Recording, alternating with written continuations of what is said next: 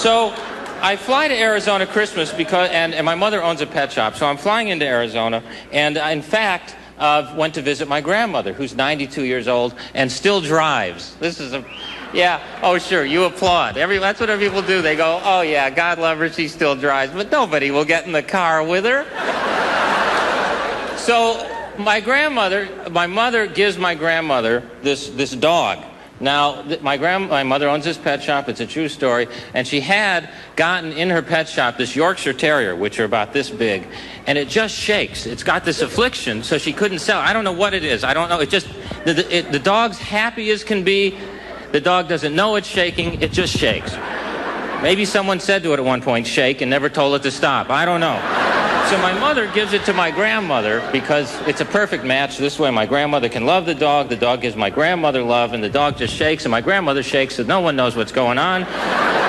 And I go over to the house, and the dog, it's like a shoe buffer. You can put your foot down there, and it comes out shiny. So I'm visiting my grandmother. My mother says in front of everybody, I couldn't believe she said this. She said, you know, if your grandmother passes away, we'll probably have to put the dog down.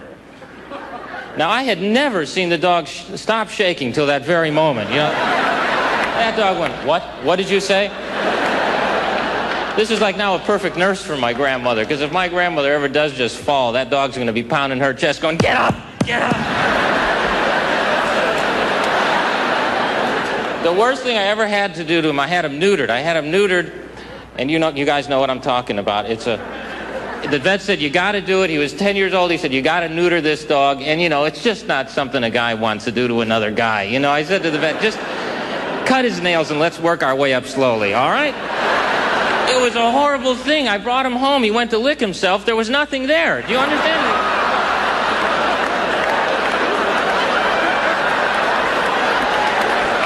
Did you see my balls by any chance, Garry?